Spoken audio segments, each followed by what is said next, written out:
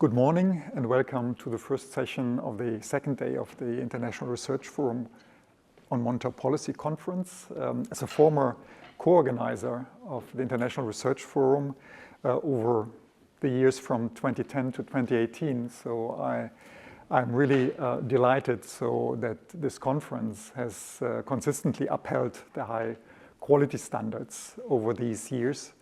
And this commitment to excellence was clearly also then demonstrated yesterday by the high quality of the papers that were presented, but also by the insightful comments from the discussants and also the audience. And I'm confident that this commitment to excellence will also be upheld in this session here, but also then in the remainder of this conference. And with that said, I would like to give then immediately the floor to Juan Rubio-Ramírez to present his paper. So this is the click here.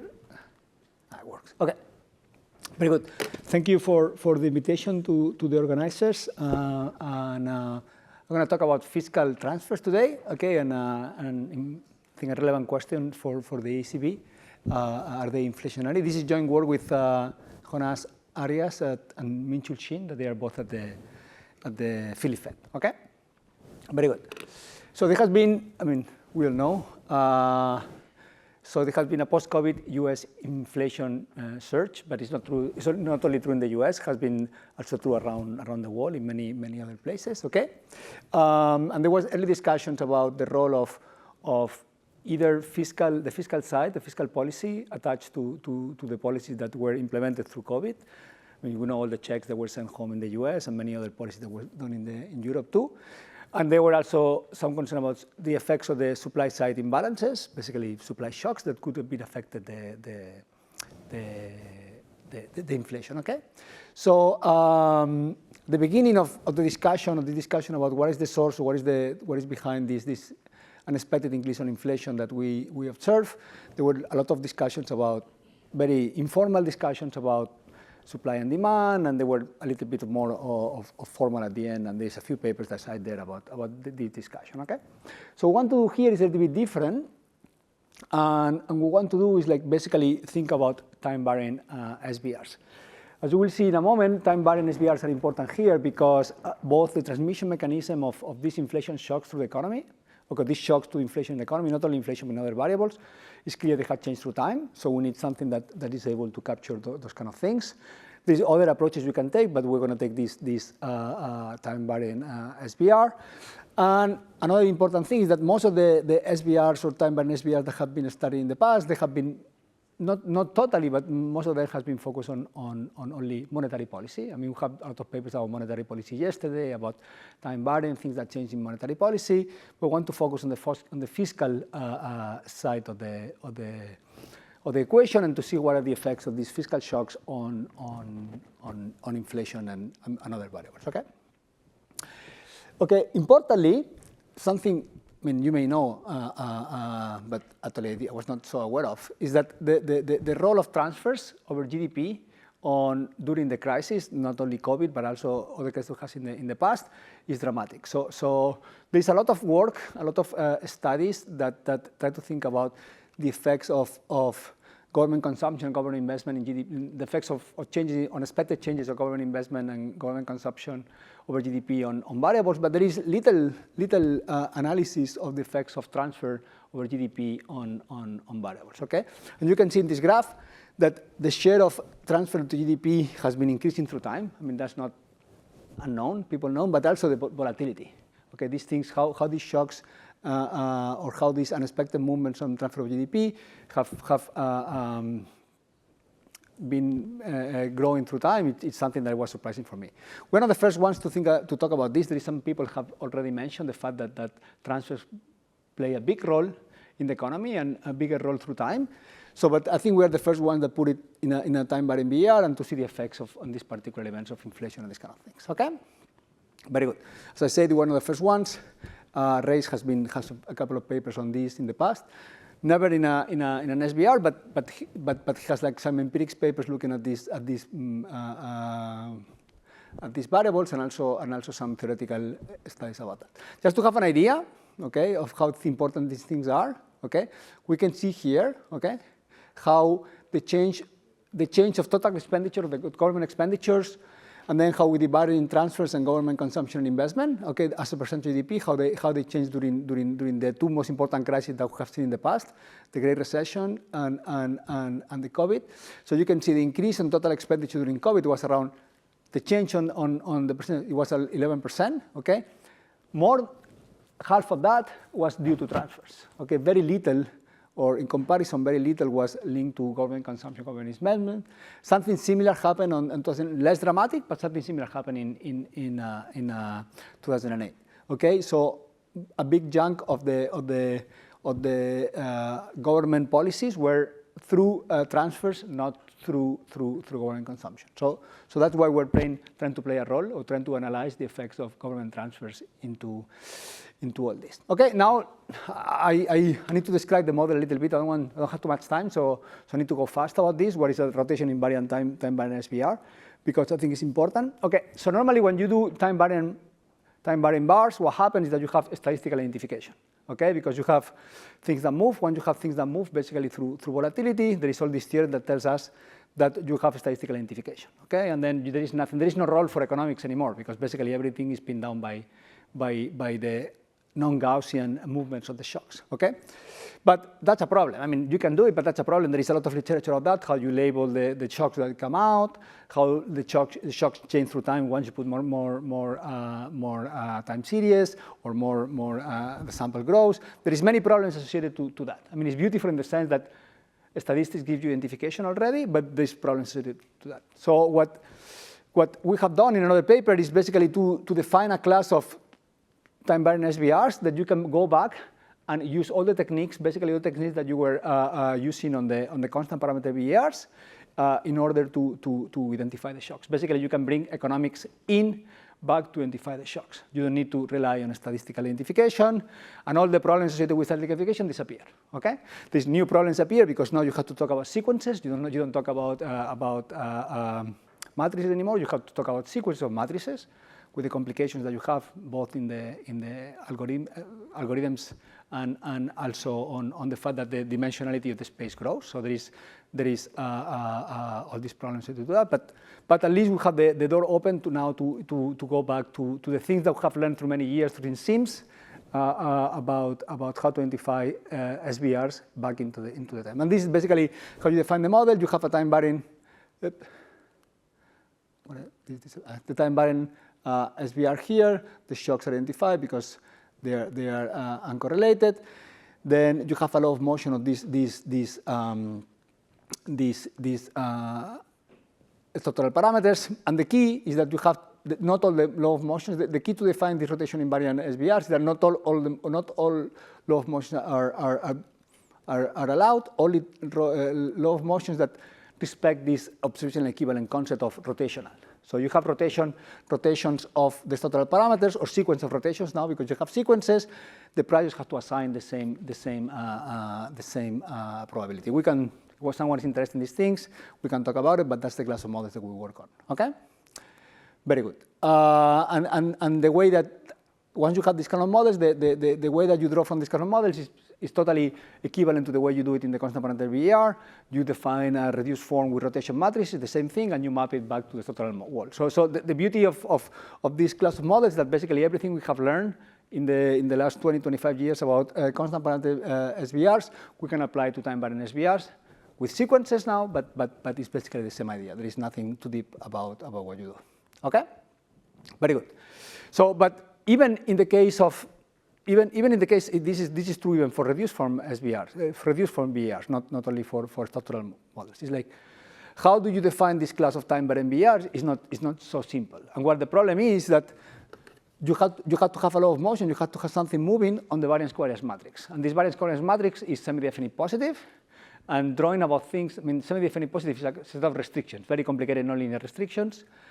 And what happens is that you need to define a law of motion for that. That's not an easy exercise because you have to basically fall in the same subspace all the time. So having a law of motion that basically maps a subspace in the same subspace is not so easy, okay?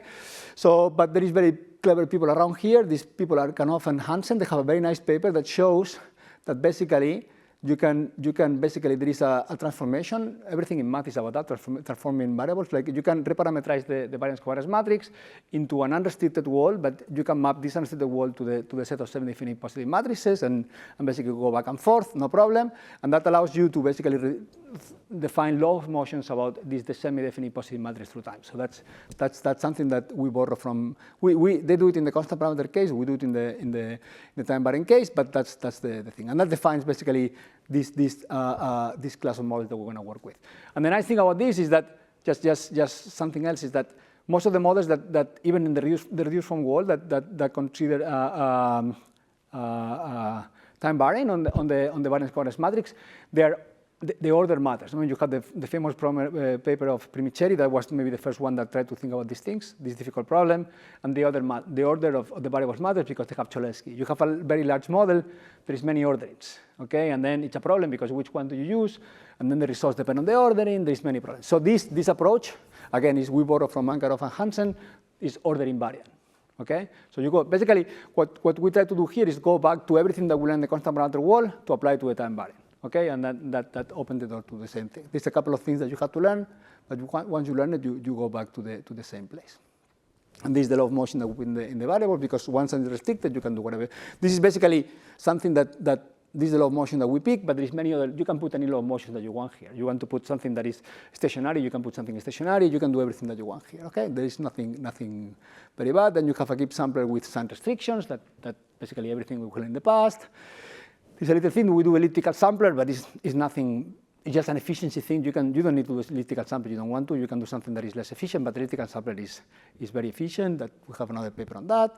And then there is one important thing that it's hard to do is to put zero restrictions here, because you have these things that you have to live in the semi-definite positive wall and you have to move. Putting zero restrictions is not that easy as in the constant parameter case. Okay, but there is in the paper we show there is a class of some zero restrictions that you can put. So you can consider some kind of zero restrictions, but it's not as flexible as in the wall of the constant parameter case. But this is the part of technique to see the framework that we're using, but let's go to the economics of it, okay? So we're going to consider a 6-variable SVR with this in the class of models I just defined. We're going to consider transfers over GDP, okay?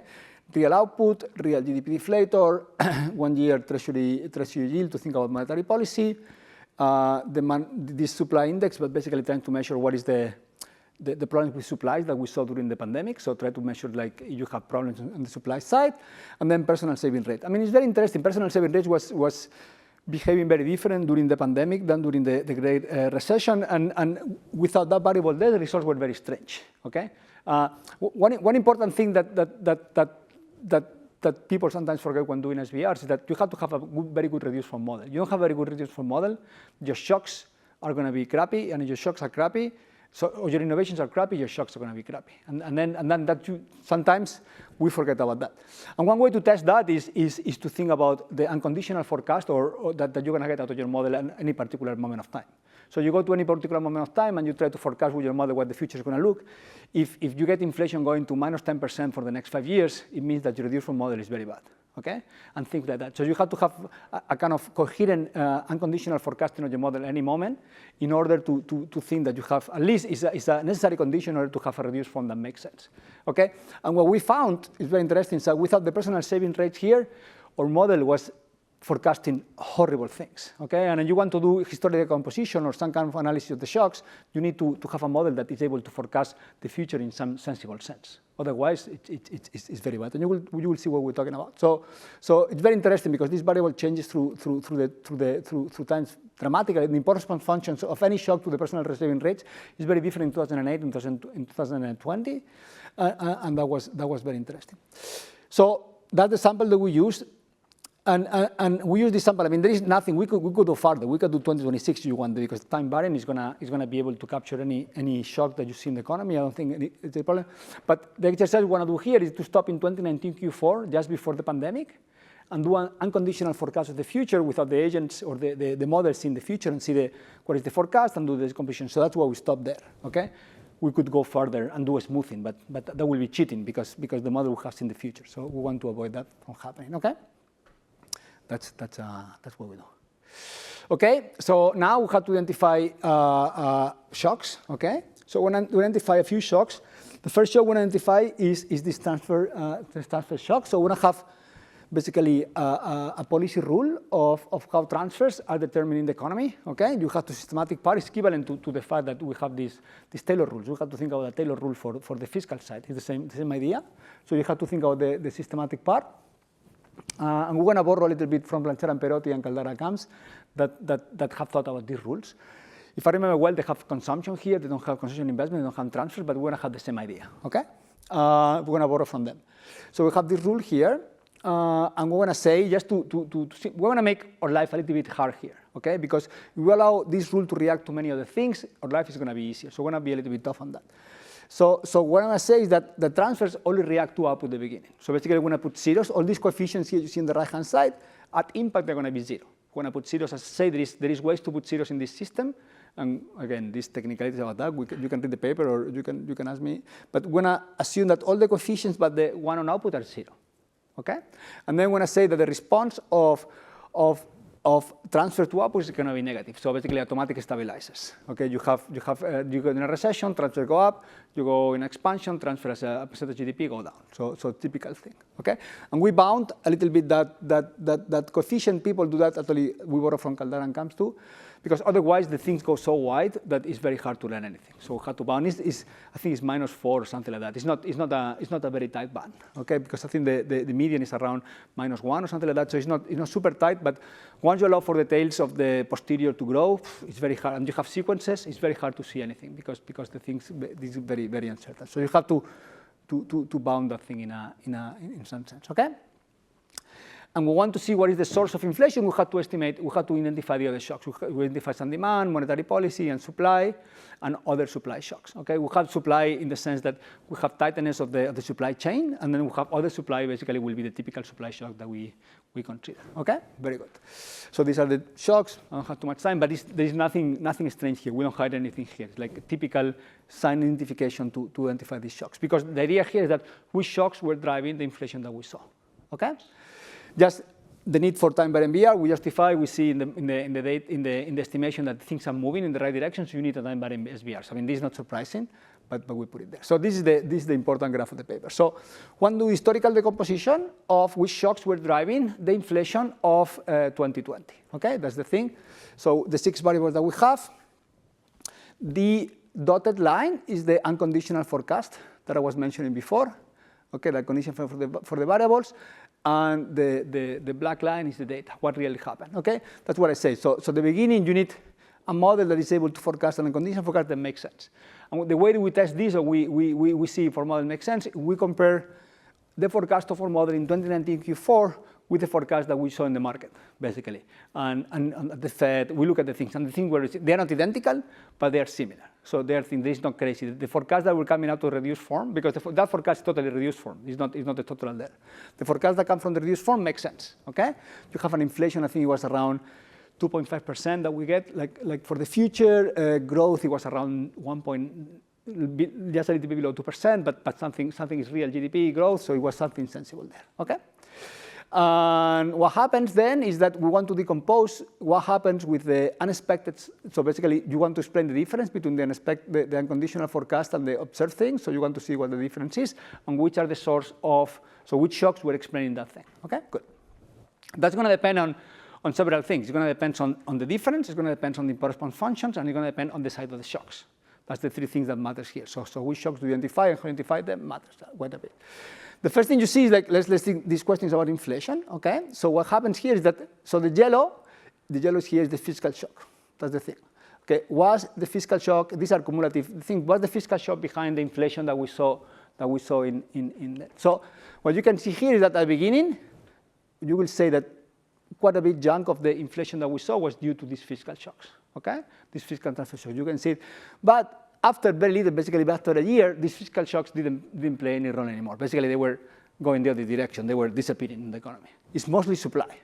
Supply was what was behind most of the inflation that we saw during the crisis. So at the beginning, they were competing with the fiscal shocks, but after a little, the thing was mostly supply shocks. And the demand side was very subtracting for inflation. You had the demand side at the beginning of the crisis that basically people was very scared. They were not doing anything. So the demand was subtracting from inflation. Monetary policy was restrictive, actually, because actually you will see a little bit here, basically zero lower bound avoided the Fed from doing much more. Monetary policy was kind of restrictive, and was at the end, all the inflation that we saw at the end was due to the supply side. Okay. On the good side, these transfer shocks that created inflation in the beginning. On the good side, what happened is that they helped the GDP from collapsing. So they avoided the collapse of GDP. So they were very useful avoiding the huge crisis. So the Fed did, in this case, the government did a very good job at doing that. So trying to avoid the economy from collapsing. Okay, and you can see here what happens at the Fed. They were at the beginning. They reduced the interest rates very fast and very good. So there is no monetary policy shock here. They did what they had to do. So at the beginning, they dropped the interest rates very well. So there is no shock at the first period. They did, but once they hit the zero lower bound, they were stuck there. So the economy demanded for more negative interest rates, but that didn't happen. So the interest rates, so the monetary policy shock was a little bit restrictive in that sense because there is nothing else that they could do about it. Okay. I have only 4 minutes and 45 seconds. So what happens if we use a constant parameter? So the main message here is that, okay, these fiscal shocks were very useful to stop the economy from collapsing, but they created a little bit of inflation at the beginning. This is a trade-off. Okay, there's a trade-off there. The inflation disappeared at the beginning, but also the effects on the economy on the real side disappeared too. So these shocks temporarily help stopping the economy from collapsing, but they created inflation at the beginning. At the long time, they disappeared because the shocks were very short-lived. But there is this trade-off that the government had to face. And maybe from this picture, what I will say, that's an opinion, they did the right thing. I would have done the same thing if I had known this will be the effect, okay? But now what happens, you do a constant parameter BER, okay? You do a constant parameter BER, so what do we lose if we do a constant parameter BER, okay? The same idea, same colors, so I want you to focus on these two things here. So you do a constant parameter BER with the same variables, the forecast is very similar, so we try to do a constant parameter BER that has a conditional forecast almost identical to the time variance, so put it in the same place. What you will see here is that the trade-off that we mentioned before is not there anymore, in the sense that you can support the economy for much longer, okay, without paying a very similar cost of inflation. So you use a constant parameter BER to analyze this problem. What happens is that you can get a little bit confused. You can think that the power of these shocks is much bigger than what you really are, and you can use them a little bit more often than you should. So there is some gains of basically analyzing this thing in a time variant BER because it tells you the trade-off is there and it's more important than you will see in the constant parameter BER. These are the impulse response functions that you see out of this shock at the moment of 2019 Q4 because in a time variant BER, the time variant SBR, you cannot have this impulse response function changes through time, but these are the impulse response functions that you have in 2019 Q4. Okay, good. Basically, you have these fiscal shocks can be inflationary. They have an important trade-off between output and prices. You have to pay a cost on inflation, at least in the short run, but you can support the output. That's what we find. Okay?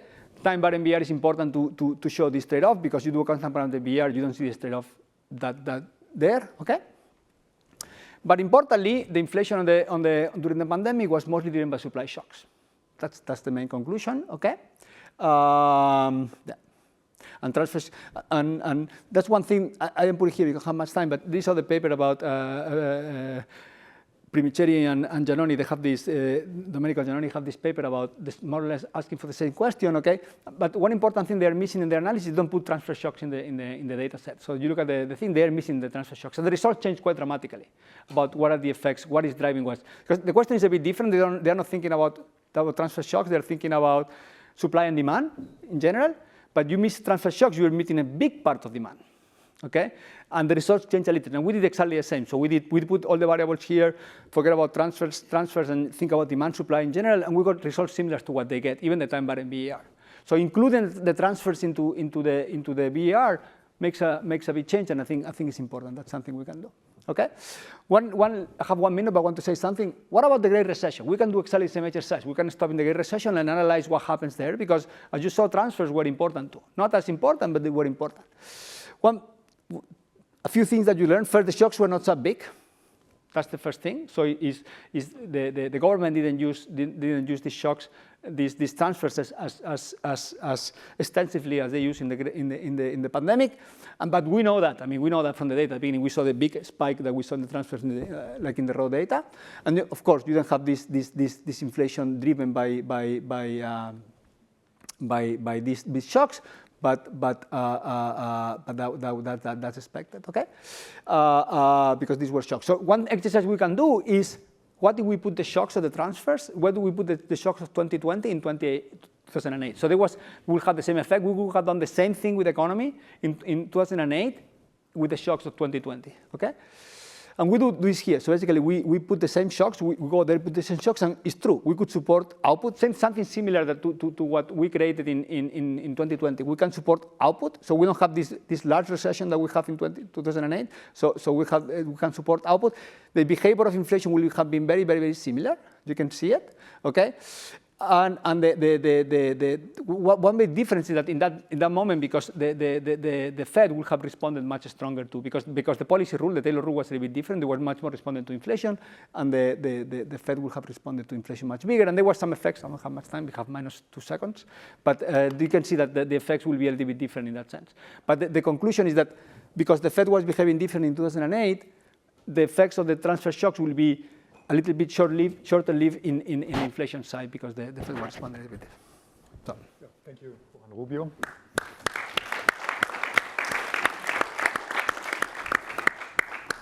So the paper will be then discussed by Leonardo Melosi.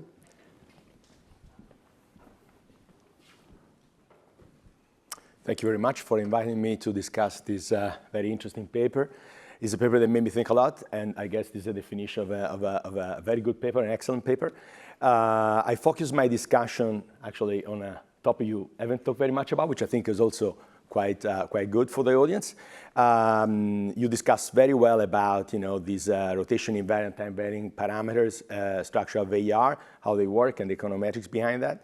I think the three main innovation compared to the advantage of this approach is that you can introduce stochastic volatility, allowing you to have the great inflation period in your sample.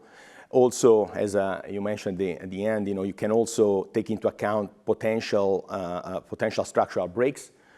For example, you can take, if the model identifies that, you can get the steepening of the Phillips curve, which I think it plays an important role during the recent COVID pandemic recession. And then also you can capture time-varying behaviors of the policymaker. Rubio hinted at that at the end, and I'm going to talk a lot about this, because that's exactly the part that made me think a lot about this paper. And the key results are that, and this is basically the feature I'm more interested in this paper, in this very nice paper, is that the effect of shocks depend critically on systematic monetary policy. And this is a really important finding that also, as I'm going to mention later, find in a paper with Bianchi and Faccini. In the data, this actually seems to be the case. So the Great Recession, there was a stronger monetary tightening, and therefore inflationary effect of shock were more contained. Whereas in COVID, the model detects slow and weaker endogenous response of monetary policy that amplified inflationary effects. So the punchline of the paper is that the supply shocks during COVID has played the leading role in explaining inflation. Fiscal transfers strongly supported output during COVID, but they create some inflationary pressure at the beginning of the pandemic period, and the reason was this lower and weaker response of the central banks. But what really made me think about this result, the systematic monetary policy response to inflation, is key to understand the effect of shocks, and particularly fiscal shock. It made me think to the fiscal theory of the price level, which one of the key tenets of the theory is that the effect of fiscal shock, indeed all shocks, depend on how monetary and fiscal policy coordinate to stabilize public debt.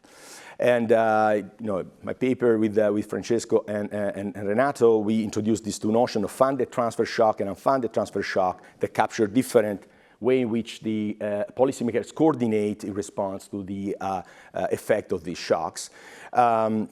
So the question, however, in the data is an identification question. How can you identify the coordination between monetary and fiscal policy? And this paper suggests, that's at least my interpretation, that looking at how the central bank responds to inflation may be a way to say something about this coordination, the type of coordination in place. And this is the graph from Rubio's paper. I think is, for me, is the most important graph. So what they do here, they basically take the estimated fiscal shocks, and they feed the model with these shocks. The maroon is during COVID period, using the parameter estimated during COVID period. And the yellow bars are the effect of this fiscal shock estimated during COVID period, so the same series of shocks, by using the parameter estimated during the Great Recession. And you can see that GDP deflated, the response of inflation is muted when you use the parameters estimated during the Great Recession.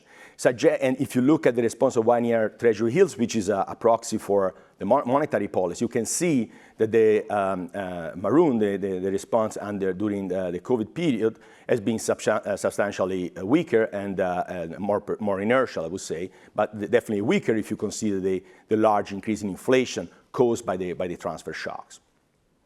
So this suggests that the inflationary effect of fiscal transfer depends on the systematic monetary policy response. I would say, that's my main comment to the paper, I would like to see a little bit more how other moving parts in your model contribute to that. Arguably, the slope of the Keynesian Phillips curve has become steeper in that period, so may also have contributed to this big contribution of fiscal shock to inflation. But the main result is that this systematic response of monetary policy may be important to assess the effect of shocks. And this finding echoes some of the finding I obtained in my paper with Bianchi and Faccini, where we find basically that unfunded transfer shocks are often identified during periods of weak monetary tightening. And we also use the term structure of the short-term interest rate in estimation, and it also helps the model identify this period. So monetary policy action and communication appear to be a key signal for assessing monetary and fiscal coordination. So if you look at the picture from my paper on the right, you can see that the black is the real interest rate, the red dashed line is the share of unfunded transfer. You can see that when the real interest rate increases, look, for example, in the beginning of the 80s during Volcker, the share of unfunded debt effectively falls, meaning that fiscal inflation becomes less relevant. So this, in my opinion, is a very interesting result that deserves more investigation. One interpretation of why monetary policy is so important to inform the econometrician, but probably also agents about monetary fiscal policy coordination, is that monetary policy is so simple to see. I can see how the central bank is responding to inflation. I can see how a central bank has responded to inflation in the past, that I can compare and infer something about how monetary fiscal policy coordinates. So the implication of this observation is that how we should build our VAR models. I agree completely with Rubio that we should have time-varying parameters. This is super important. But also I think, and Rubio has in the estimation, to look at real hills to be able to capture how markets perceive the response of monetary policy when shocks happen. On the structural side, a model in which agents learn about the likely share of unfunded debt from the signal emitted by the central bank and this communication seems to be an empirical successful model. I want to conclude to say that, however, as typically happens when economists find empirical regularity like this one, the importance of monetary policy to assess the monetary and fiscal policy mix, it may be the time in which this empirical regularity breaks. So in a situation in which central bank independence is under attack, and I would argue that in some countries that's definitely the case, this monetary signal for the monetary fiscal policy coordination may no longer work.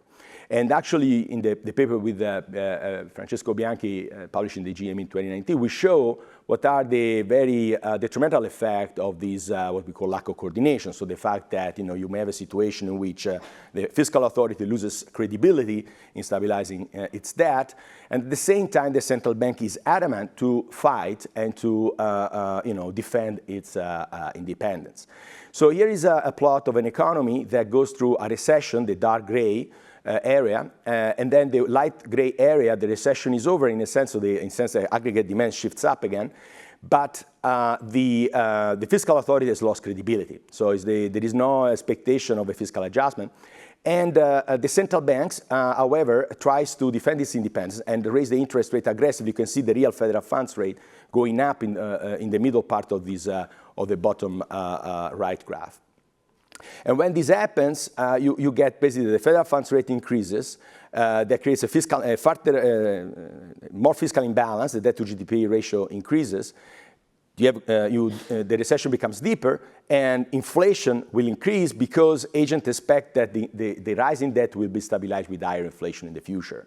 And so the spiral of rampant inflation, increasing real interest rate, deeper economic contraction, and rising public debt is reminiscent of Sims stepping on a rake effect, and which can be summarized in a sentence by saying that the central bank is raising the interest rate to fight inflation, only to discover that its actions have fuel even more inflation.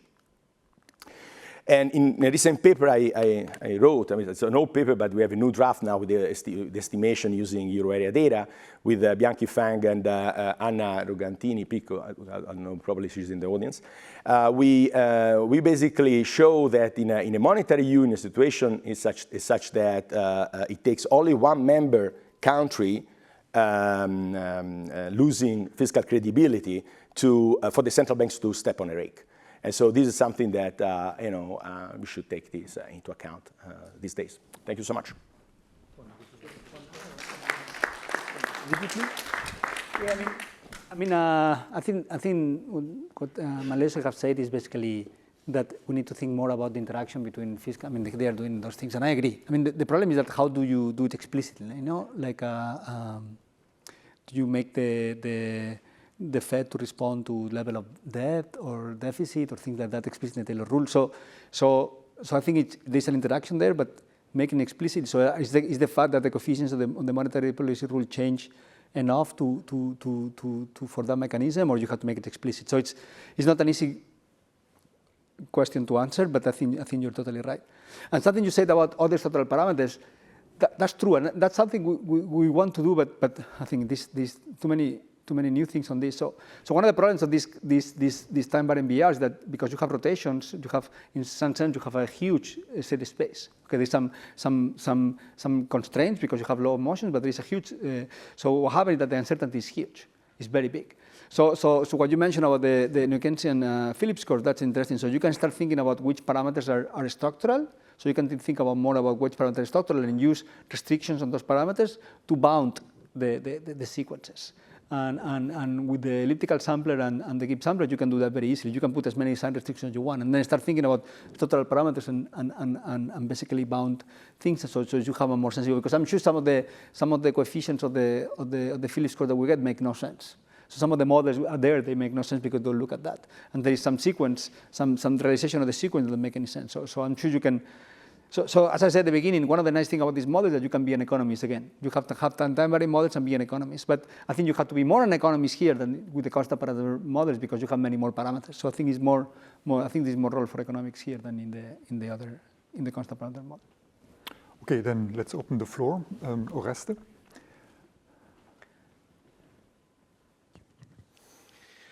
Thank you. Very, very nice presentation also and discussion. I was very intrigued by your results on the on the 2020 the inflation surge. One clarification. So what you labeled there as bottleneck shocks, so this is, I guess, a supply shock. It's a supply shock that basically strangles the supply chain. Yeah. And so, so we can think of that just in comparison to the paper that you have mentioned by Giannone and Premicher, so they also have some form of supply shocks. And now on the demand side, that's the striking thing. So, okay, you emphasize the role of the importance of introducing transfers, But you also, with the time varying VR, detect this less aggressive response of monetary policy to the shock. But they don't have it. So in a sense, is this a right interpretation that what you see as a systematic change, they see as monetary policy shocks, but maybe the distinction between supply and demand, broadly speaking, I mean, again, with this broader interpretation is it could be that the results are different, even with the constant parameter VR.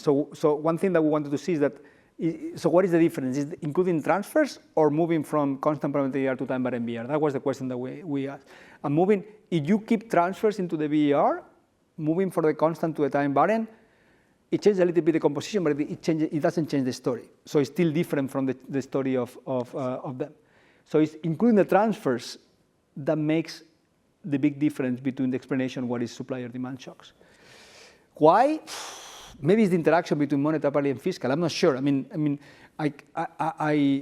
not sure what is the reason behind that, but it's including the transfer what is key. It's not constant versus, and it's true. The big difference is that we have a different composition of demand shocks. The supply side is very similar. The kind of shock we identify in the supply side is very similar. It's the demand side. So maybe the interaction between monetary and fiscal. I'm not sure, but I really cannot pin it down. Okay, since I still have the microphone, what about the past? There was all the literature about time variation only in the in the conditional variances, or also in the level parameters of the VR. What do you? So we find both. Both. Both. There is no discussion about that. I suggest that we collect a few questions. And sorry. Give back the floor to you. Guido first. Hi, excellent paper and presentation. So you probably know there's a paper by Lorenzo Mori, PhD students of EFREM and at Padova and now at the Bank of Italy that does exactly something similar but in a constant parameter VR. So yeah, I know Lorenzo. Shocks, yeah, and I know you know. So you get similar results in a constant parameter VR when you introduce fiscal deficit shocks. And actually, in terms of the composition, I mean, these are demand shocks, right? So that means that demand matters, and mainly what's coming about fiscal policy. So going back to, so it's just identify different demand shocks, and it's true that the residual demand shocks are negative, but monetary policy is actually different because at the beginning, at least, it was late to the party, right? Because there was the zero lower bound, and inflation started to surge. So at the beginning, monetary policy also in the US was expansionary. So that's a paper that I think, and we had a similar work with Lorenzo and other people at the bank looking at the euro area and identify fiscal shocks and identify also supply chain by using, for example, you can use the supply chain of your Fed to identify maybe better your supply chain shock. And we do find it also in Europe, actually, fiscal shocks were important, more gradual, because they build up through the the next-gen EU results, but we're also explaining a large chunk of the inflation surge, and yeah. So we have next Bartosz, and then we have Michal, and then Matteo. Great paper. About the historical decomposition for the COVID period. So you estimate the model on the pre-COVID sample. Until 2019 Q4. Right. So, but it's possible the equation coefficients or the variances change during the COVID period, right? And that would affect the variance decomposition. So I think it would be interesting to look at also, in addition to what you did, also do a full sample estimation and repeat. And there are two things here that are important. Oh, sorry. Michal and Matteo.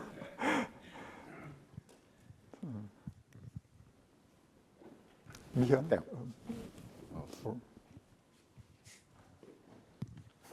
Michał Brzoza, President National Bank of Poland. Very quick one. Did you try to express these results in terms of the familiar multiplier? I mean, no. Would be nice. Thanks. Matteo?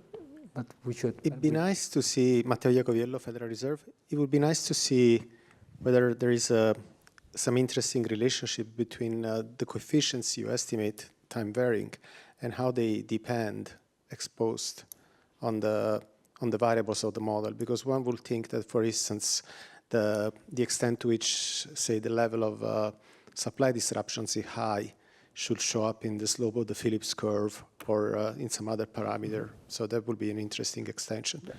And the other thing is, this is the model where ideally you won't estimate it through the entire period to see exactly whether the parameters change around the COVID. I know that you're not doing that, but it'd be nice, again, to see, like Bartosz suggested. Okay, final question then. Ben Sabardo, CFED board. So you mentioned how important it was to include transfer shocks to be able to identify the big component of demand. And then Leonardo talked about how important it is to see the federal funds rate for the monetary response. But through the lens of the classes of models that have interesting monetary fiscal interactions, you could learn also a lot more from seeing, including deficits, including primary surplus among the observables, because those are crucial determinants of how much monetary versus fiscal policy dominates. Thank you. Just a quick reaction. So about your question, I mean, there's two things to be said there. So we stopped 2019 Q4 because we don't want to contaminate the estimates. But you're right about that. The right exercise that we don't do is to allow these decompositions with time-varying parameters, because there is law of motions. So we should do that. But the problem is an integration problem. You think about the problem, you have all these parameters moving, and then you have a period, so you have to do integration because you have to integrate. It's a Monte Carlo exercise. We cannot do it. I mean, there is no computers, at least. Maybe you guys have a very good server, we can do it. But there is a technical problem to do that. But you are right. It's like we are basically assuming that the constant is stuck in 2019 Q4. The parameters are stuck, and we should not do that. But there is no way for us to solve it at this moment. We could project it. We could project these things and do some neural network, something like that. We could be clever about doing these things, but we were not clever enough. Describing it another decomposition. But you could do full sample estimation and then historical decomposition. Yeah, but that will be a problem because you will contaminate the current parameters with the future. That's a problem too. So Forecasting, you're interpreting the past. we can talk about that, but I think it's a problem. One is necessarily better than the other. It's true. It's true. No, that's true. Both are wrong. But I prefer my wrong than your. I prefer my wrong than your wrong. About the multiplier, is true. We don't do it. We should do that. About Matteo, right? I mean, what Matteo is saying that these coefficients are endogenous, not exogenous. So we have exogenous law of motion. That's true. It's endogenous motion. We're doing something similar. I will talk because we're doing something very interesting on that regard. It's a very interesting thing we're doing. What the fuck? I don't know what I put here. I don't know. I cannot read my own thing. And what you're saying about the fiscal side, you are right. I mean, I think we have spent 25 years talking about monetary policy, and there is very, very little talk about fiscal because it's much harder. There's very little talk about fiscal side. I mean, these people have been doing it for the last 10 years, and people haven't paid enough attention to them, I think. But because it's much harder, that's why they don't do it. So I think you're right. And the interaction that we are seeing between these two things now is super important. So I think we should pay more attention to the fiscal side. What you're saying, I think I agree with you. Okay, then let me join. Okay. Final applause.